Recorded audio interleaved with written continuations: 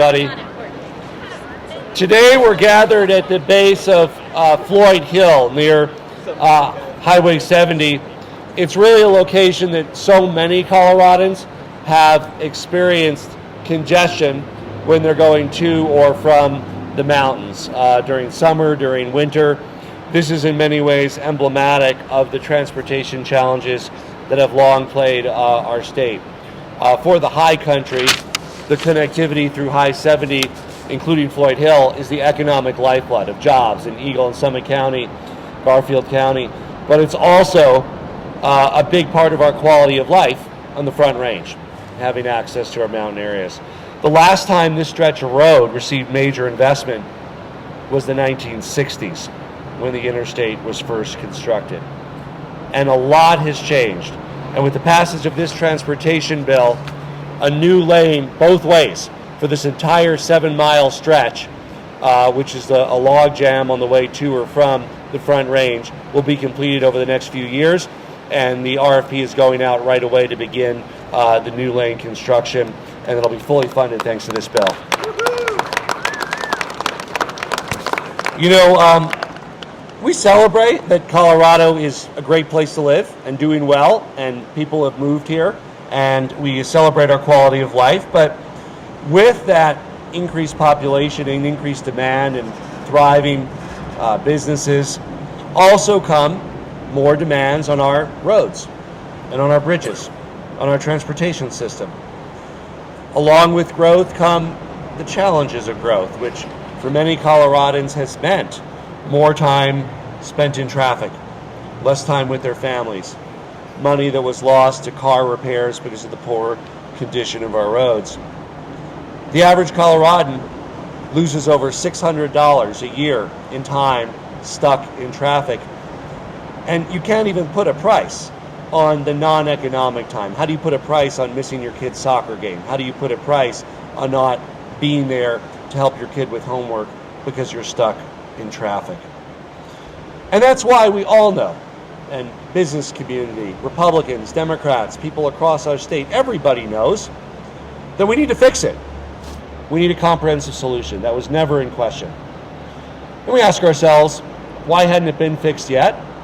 Because it's difficult, it's challenging, it's hard, it requires compromise, it requires work.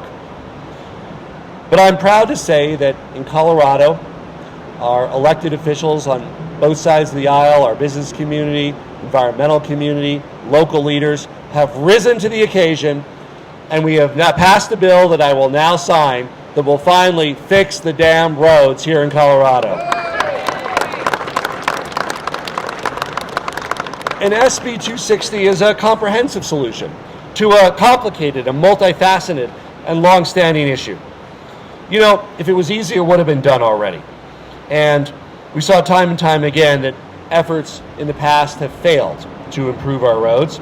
We knew it was going to take strong collaboration, creativity to solve this challenge. I want to thank the bill sponsors for their incredible work getting this bill across the finish line. I want to thank Majority Leader Fenberg and Senator Winter, Speaker Garnett and Representative Gray, and of course their staff, who also played a critical role, Mindy Miller, Kelly Watkins, Carlin Gray. Thank you for your work.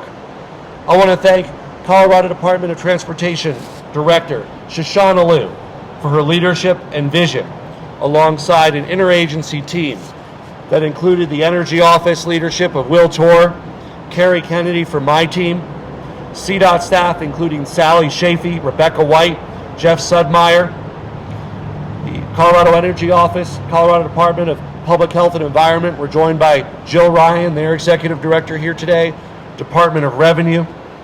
I also want to thank the drafter, Jason Galender, for their technical expertise. This was not an easy bill to draft. And the time and energy of the entire CDOT team invested not just in the SB 260 process, but also the 10-year plan that's a guide for future projects. And though she often doesn't want to be recognized, I want to give special recognition for the dedication, creativity, and project management of this entire effort, Sarah Hughes. Where's Sarah? Where is she, Sarah? Sarah! You know, it's not an understatement that we wouldn't be standing here without, like any good football team, you need the quarterback, right? And so we got our receivers, we got our tackles, but we needed the coordination between everything, executive and legislative, different agencies, outside stakeholders. Transformational change is hard. We're grateful for Sarah, the bill sponsors, and the whole team's commitment to get us there. And just as those on the inside worked hard, our senators, our representatives, Sarah, CDOT, my chief of staff, Lisa Kaufman, and so many others, I also want to thank the wide-reaching, historic coalition on the outside that this would simply not have happened without. And I particularly want to thank a Way Forward coalition, including Mike Kopp and Tony Milo for their leadership, leaders in the business community, Kelly Bruff, Trey Rogers at the Denver Metro Chamber, so many local elected officials across the state, including Mayor John Suthers, who's joined us today. Thank you. Mayor Michael Hancock, Mayor Millett, Mayor Weaver, groups like the Metro Mayors, Action 22, CCAT, CC4CA, CML, CCI, all a key part of this success. Members of the environmental community like Elise Jones at SWEEP, who pushed tirelessly for advancing electrification and multimodal funding in this package, and helping explain to fellow members of her community that we can't let the perfect be the enemy of the good. Every person who testified, waiting until the wee hours of the evening for their turn. Lauren Macias, Tony Milo, Jacob Smith, who's with us. Environmental justice community advocates, Rebecca Curry, Emily Gideon, Ian Tafoya, who helped draft amendments that made the package stronger. And finally, thanks to all the business partners who recognize the need to modernize our transportation system. And that includes Lyft and Uber and Amazon, our many retailers and others who work with the sponsors to fine-tune the bill and say, you know what, we understand that users need to pay for the roads, and we're willing to work with you on doing our part. So many people poured their hearts and soul into a bill that will really help shape the future of livability and economic growth in Colorado. And our statewide approach provides great flexibility to meet regional and local needs. This transformative legislation isn't just about the state piece, it's about the local share. It's about modernizing transportation, reimagining how we can better move people and goods, improve air quality, build communities back stronger than ever before, how we can lead the market-driven transition to electric vehicles, cleaner air, lower operating costs for consumers, multimodal transit, getting more cars off the road, reducing congestion, improving air quality. You might have seen the Mustang bus parked right there. And yes, we're creating jobs, 27,000 jobs at least over the lifespan of the legislation, jumpstarting the Colorado economy through shovel-ready projects, revitalizing our main streets at the heart of our communities, in cities and small towns across our state. And we're supporting our Colorado communities and neighbors who've been most impacted by air pollution. This has been a long journey, and in many ways it's just beginning. Soon Floyd Hill and many other improvement projects across our state will be underway, and we're beginning to see the impacts of this legislation. And know that when you see the Men at Work sign and you have to experience a temporary lane closure because we're doing work, it might be a momentary frustration, but it means that there is a brighter future with less traffic and cleaner air ahead, thanks to this effort. And I hope that our successful efforts here are a model to Washington, D.C. to solve our local needs on infrastructure. And I compliment the strong bipartisan coalition, Senator Priola, Mike Kopp, Mayor Suthers, so many others, for really doing this the Colorado way. This isn't the bill that any one person would have written. No doubt, it would look different if it was the effort of one person, including if it was just mine. But our work together shows that we can compromise, solve problems, and I think Washington could learn a few things from that kind of Colorado leadership. So John, Mike, Kevin, so many others across the state, your political leadership and yes, courage are national examples for practical solutions. And I hope that we can set that tone right here in the great state of Colorado. Colorado, we're fixing our roads, we're getting it done, and I'm now proud to turn it over to the head of the Colorado Department of Transportation, Shoshana Liu.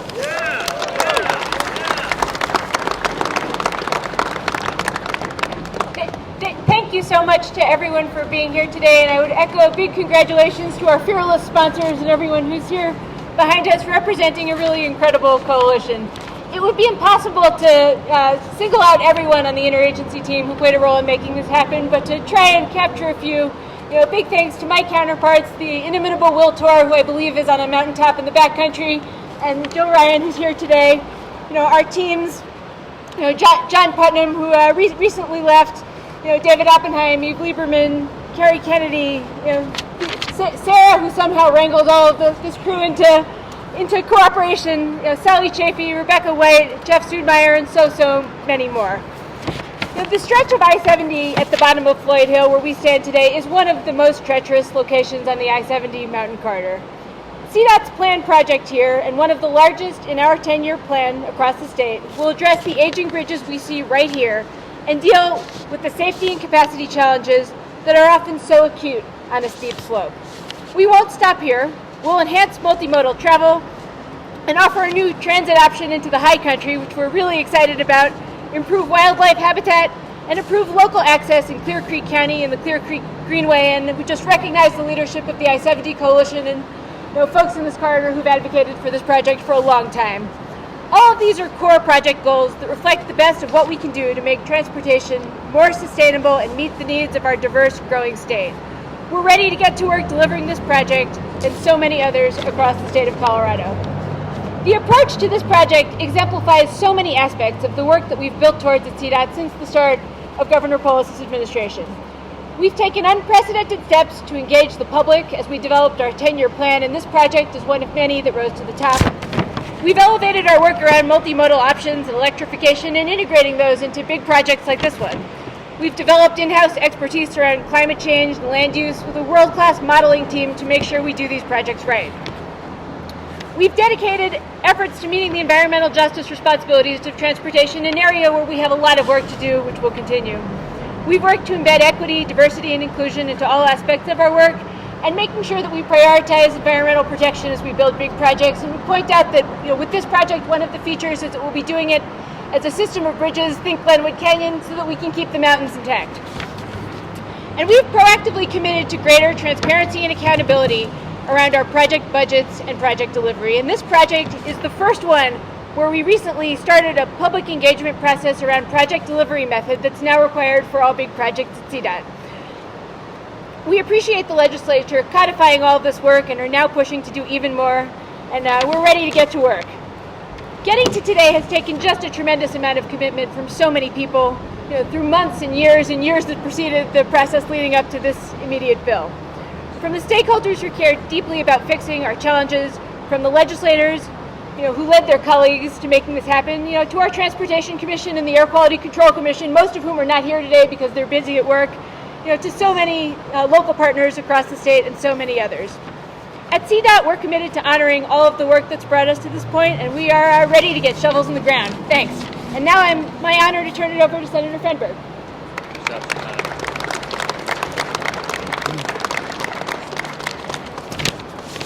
Thank you, Shoshana, and for all of your work to help us get here today.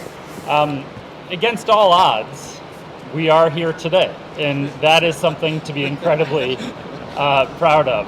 I think many of us wondered at times if this day would come, but I'm so grateful to the co-sponsors, to the stakeholders, to everybody who made this bill a possibility and got it across the finish line. Colorado's transportation system is finally getting something more than just a Band-Aid fix to some short-term problems. But this legislation is a real framework for the future and puts us on the road to a more accessible, safer, and cleaner transportation system. Today is the culmination of hundreds of hours of planning, months of community input, and plenty of thoughtful debate from colleagues on both sides of the aisle. Long story short, today is a good day for Colorado. The funny thing is that looking back on this path, there was actually a brief moment before session started where we thought maybe we could get this done in the first 3 days of session. It's funny now. But on day 4, I think when the reality set in, it wasn't that funny. We thought, everybody agrees we need to fix our transportation system. This clearly isn't going to be that hard. Everybody agrees we got to do this. After we started having a lot of these meetings, working with stakeholders, we realized, at least I realized, how difficult and challenging this was going to be. Because when it comes to transportation, although we all agree we need to fix it, there are so many competing interests when you get down into the weeds. Whether it's the conversation around rural investment versus urban investments, or multimodal versus traditional highways, roads, and bridges, electric vehicles versus traditional cars, fee revenue versus the general fund, local versus state investments. There are so many areas where there are divergent interests and different opinions on how is the best way to solve this big problem. And every single aspect of this bill had well-meaning, genuine, reasonable people on both sides of those trade-offs. So that was when we realized, I think, this might take more than 3 days. This might be something that we are working on throughout session. And when I say that we literally had hundreds of meetings throughout this conversation on this bill, we mean it. And it probably was more than 100 if you really go back years when this conversation genuinely started happening before we even knew it would turn into Senate Bill 260. I am confident that this was probably the most stakeholdered piece of legislation, maybe in Colorado history. And that is why it is good policy. That is why this is a bill that is going to solve this problem, why there are such a diverse set of folks who supported this bill along the way that are here today, and why this is going to be such an important thing for Colorado's future. These weren't just regular meetings. When we say hundreds of meetings, we don't just mean, we had 100 meetings. There were meetings to prep for the meetings. And sometimes there were prep meetings to prep for the prep meetings for the meeting that we eventually had.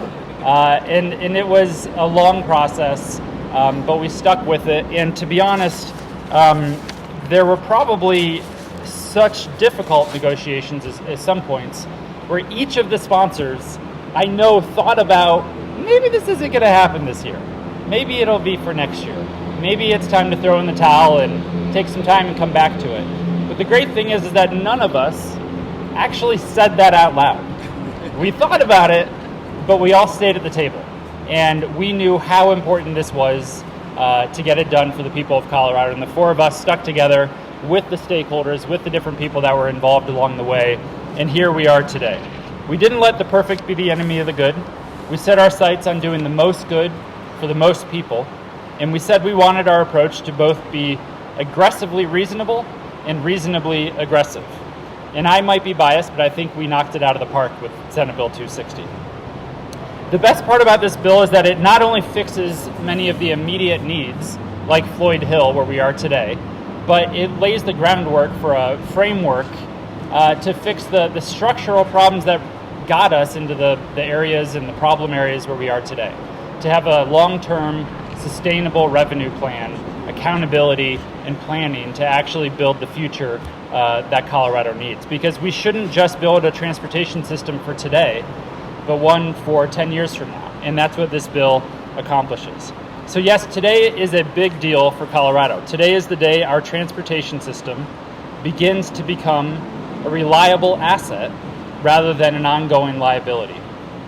But so many people deserve credit for this success. Every one of the stakeholders, every one of the organizations that was involved in those meetings, the organizations, the folks at CDOT, the mayors. I want to give a special thanks to my staff, Mindy Miller and Nina Krisman, for helping and keeping up with us and wondering, is this going to really happen, or are we just scheduling meeting after meeting for fun?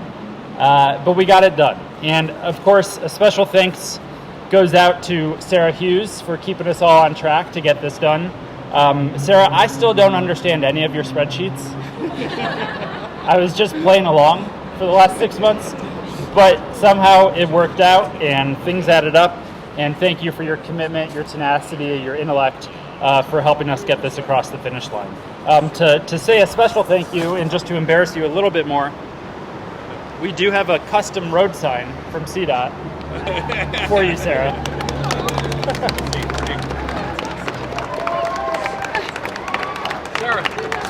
Sarah, let's see. So thank you to everybody here. Thank you to everybody who played a part in this historic legislation.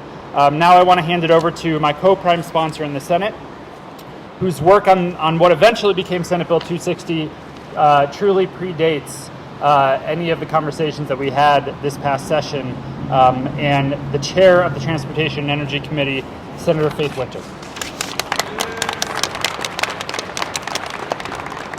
Thank you, Mr. Majority Leader. I'm very excited to be here today for this historic signing of a bill that's been years in the making, with a lot of work and dedication and passion. And the story of this bill really is creativity and perseverance. We had tried many, many ways to solve this problem both inside and outside of the building. We had gone to voters, we had asked for tax increases, we'd asked for bonding.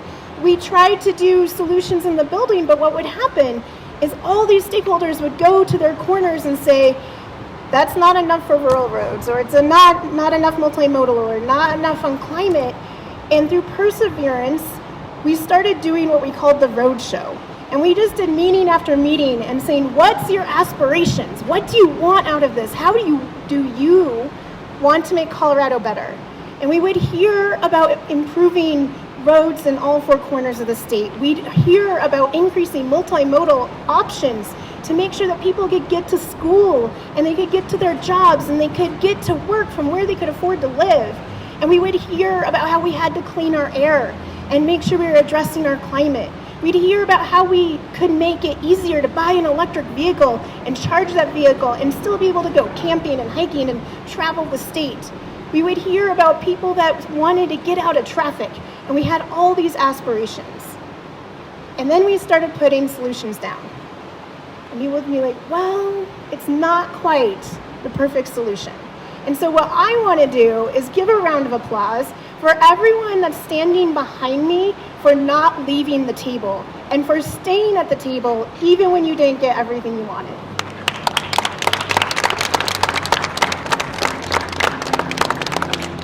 And as the governor said, that really is the Colorado way. And we listened, and we persevered, and we had meeting after meeting and hundreds of meetings, and we looked towards the future.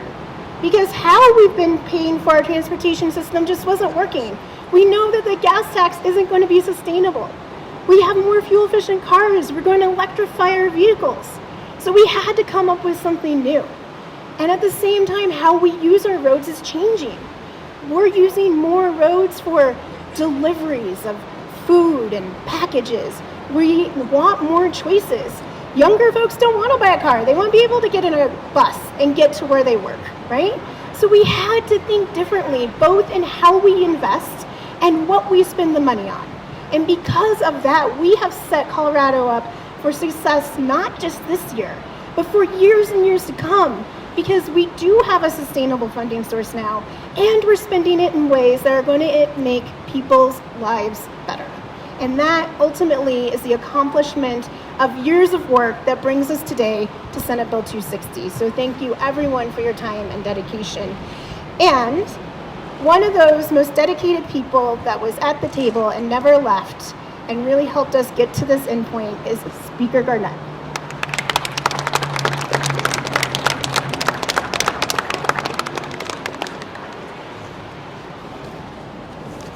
Good morning. I think it's still morning to everybody. Thanks for everyone being here. You know, bill signings are really an opportunity to think about how we got to this point. And when you think about Colorado's relationship with the transportation solution, that journey goes back nearly a decade. There were many people, not only this year during the legislative process, but in those past years that never thought that we would be at this moment. But we are here first because of the leadership of Governor Polis Governor, thank you so much for your dedication to making sure that we solve this problem.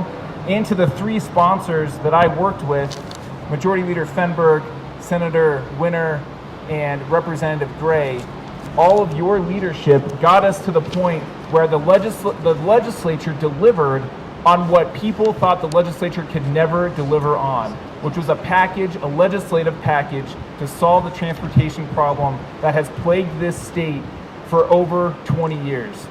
To Utah, to Nebraska, we are back.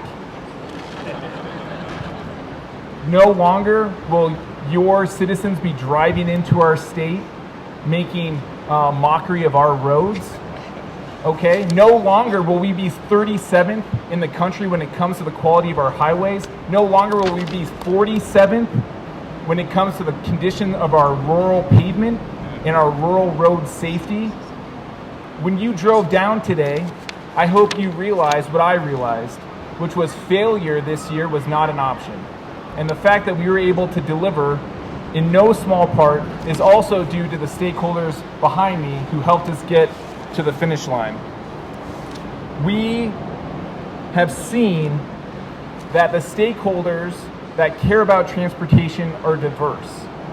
To the business community, to those who are trying to get goods to market, this is a long time coming, but thank you, Mike. Thank you, A Way Forward. Thank you to Colorado Concern. Thank you for everybody sticking to the table and knowing that our economic competitiveness and our ability to continue to bounce back stronger from this downturn is going to be strengthened by Senate Bill 260. To the environmental community, to the earth justice community, to Ian Tafoya, thank you for your leadership to making sure that this bill is going to move Colorado forward and take care of those communities who have disproportionately been impacted by some of the major transportation projects here in Colorado. To understand the significance of where we've come, you have to understand how wide and broad the spectrum of stakeholders is. And we would not have been here without Sarah Hughes. So Sarah, thank you so much for your leadership. You deserve so much credit. Really, this bill is going to build on the future that's going to modernize how we move people and goods, a future that supports businesses, improves air quality, and creates more equitable access for all. A bill that's going to invest nearly $5.3 billion to future-proof our transportation system and stabilize our funding over the next 11 years. We are going to be able to build off of CDOT's work on the 10-year plan that creates a more equitable fee structure for all users and recognizes the disproportionate impact on so many communities here in Colorado. The legislature, I've been in the legislature long enough to see many transportation plans falter. And the fact that we were here, the fact that we were able to get this through the legislature really shows that the legislative staff deserves a huge amount of credit. Kelly Watkins, thank you for your leadership. To the governor's team, thank you for your leadership. To CDOT, thank you, Shoshana, to you and your team for getting us here. This is a momentous day. We are at the bottom of Floyd Hill, and we know that in the near future, the next generation of Coloradans are going to have a transportation infrastructure that's modern and that competes with our neighbors. So this is a wonderful day. With that, I want to hand it off to somebody who has been working on this for as long as he has been in the legislature. Representative Matt Gray has had hundreds of stakeholder meetings on a transportation solution. Matt, thank you so much for your leadership. Thank you so much for everything you've done to get us here, and congratulations.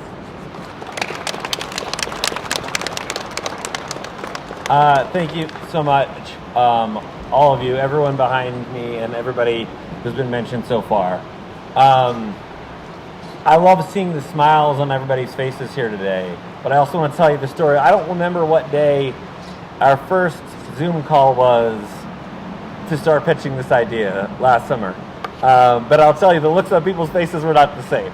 We were in the middle of a pandemic, and we're like, you know what? We think that 2021 can be the year where we get this done. And people just looked at us with like these incredulous looks on their faces. They're like, you are completely nuts. You know what I mean? Like, I haven't left my house in 4 months. I haven't shaved in a long time. I did have a beard by then, but like, you know, during our best days, we couldn't get this done. What makes you think that you're going to be able to get this done and get the work done during some of the worst days? And our answer was, we're not going to stop working until it works. And so the number of Zoom calls, and it was Zoom call after Zoom call after Zoom call. Like, we can all be here today, thank goodness, and thank goodness for vaccinations, but we didn't have that opportunity when we were building the foundation of this. It was just, my whole day was on Zoom calls with Senator Winter. Like, that's what we did. But we did it because we knew that it could work. We knew that Coloradans share the belief that we need to get this done, and elbow grease is actually the solution. The compromise was the solution, but meeting people where they are was also the solution, and listening more than talking was the solution. On all those Zoom calls, we did a ton more listening than we did talking. We shared some ideas, but we asked for input more than we told people, here's what we're going to do, because it was the members of this community, it was the folks in this state who taught us a path forward, that taught us the way that we could do it. And so we listened, and we got to where we are right now under immensely challenging circumstances. You know, there are a ton of people standing behind me who have done a ton of work. There are hundreds of people who contributed to this effort who are not here right now. And if they happen to be watching online, if they happen to ever catch the video of this, I want to say thank you to every single person who was willing to take our Zoom call, who was willing to give us some feedback, who was willing to say, hey, this is what would help my family. This is what would help my business. This is what would help me feel safer in my community, raising my kids in a healthy environment. And every single bit of that feedback is what helped us craft something that we could then get into a place to present to our amazing partners in leadership, Speaker Garnett and Majority Leader Fenberg, and our governor and the team in the executive branch, and say, look, we think we've got enough of an idea here, but we need your help and we need to work together to get it through. But I also just think, like, I'm the last speaker, like, I'll just say as a matter of closing remarks, this should be a model for those of us who do this kind of work. We've got a lot of other big problems we could address too. But what works a lot better than taking a position and saying everybody else is wrong because I want it this way or you want it that way, to say, you know what I'm going to do? I'm going to take 140 meetings and I'm going to listen to every single person involved, and I'm going to see if I can get them all on the same page, because that's how you make generational change. That's how you make transformational change, is sitting and listening to everybody. So I'm very proud and very grateful to everybody who was a part of that, and very grateful to everybody who's here today, especially and including the governor, who I'm pretty sure is he's going to sign it here pretty soon, and it's going to be a pretty good moment. So I'm excited about that. Thank you all very much. Sign it? Congratulations. Let's sign it. Here we go. Yeah. Should we read it at length?